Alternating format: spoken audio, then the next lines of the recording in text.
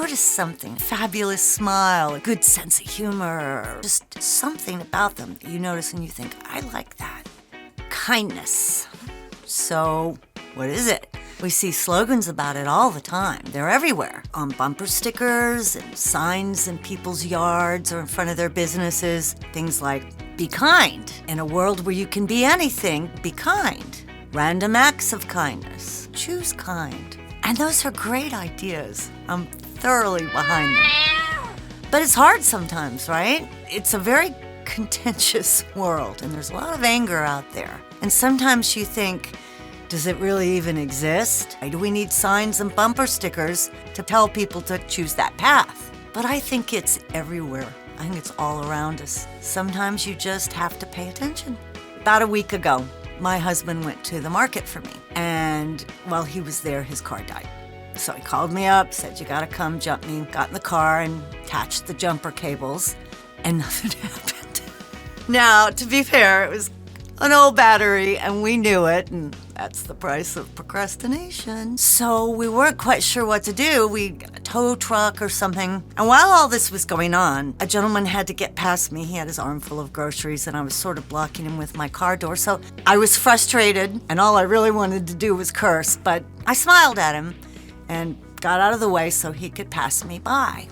He came up to us a minute later. Turns out he works for an auto garage or something like that. And he looked and he said, yeah, it's an old battery. So what you're doing is like taking an eyedropper and putting water into a lake. So this kind gentleman pulled his car up, tried to help us out, and it still wasn't starting. Well then, out of the blue, another guy who's on his way into the store sees us out of the corner of his eye. He was kind of a big, scruffy guy, and he said, your jumper cables are little. I got some big mamas in my truck. I can bring them over and get you jumped up. And it worked. The car started. I profusely thanked these gentlemen, and they went about their way. And you know, they didn't have to stop and help us. Could have walked right by. We could have had to call a tow truck. That happens.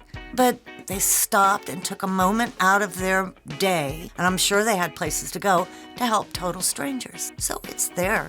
Years ago, my husband and I, we were in some serious financial straits. Our kids were still at home. We were really broke. And a friend of ours, out of the blue, handed me a pretty sizable check. I hadn't even told her about our situation. I'd said nothing about it, and I was gobsmacked.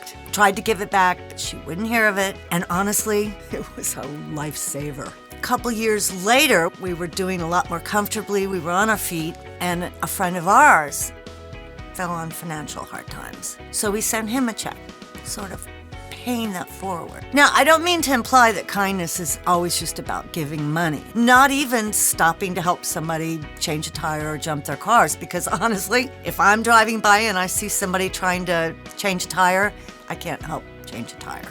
I should, but I can't. You know, it's other things as well. My grandmother told me this great story. I'm sure she didn't think it was so great at the time. She was a little girl, and it was during the Depression. And her stepfather and I think her older brother had gone off to find some kind of work. And her mother, my great-grandmother, suddenly she had no money, and they were out of food. They had nothing. And she literally sat down on the stoop and cried. Well, a kind neighbor brought her over a loaf of bread, eggs, and some milk. And this woman didn't have much either. She was sharing what little she had out of kindness. Sometimes kindness is little things, you know. It's noticing the name tag of a cashier or waiter or waitress and addressing them by their name, validating them as a person in their own right, not just somebody there to serve you. It's just smiling at a stranger as they're passing by. Because you don't know how important that smile might be at that exact moment for them. Or it may just be something that brightens up their day for a second, and that's good. Kindness is assisting an elderly woman or seeing an abandoned animal by the side of the road. And even if you can't take it in, maybe you stop and you get it to a shelter. You get it somewhere safe. The other thing, too, that I find interesting, how many times have you been talking to somebody? It could be a family member, a friend, even somebody you've just met, and you notice something about them, some really nice attribute.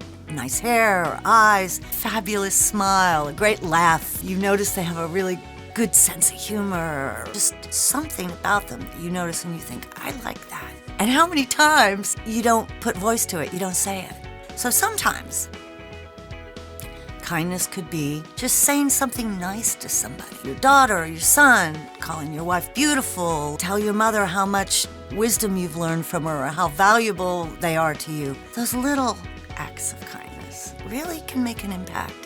Smiling at that stranger, they might be having a bad day, or you might be having a terrible day.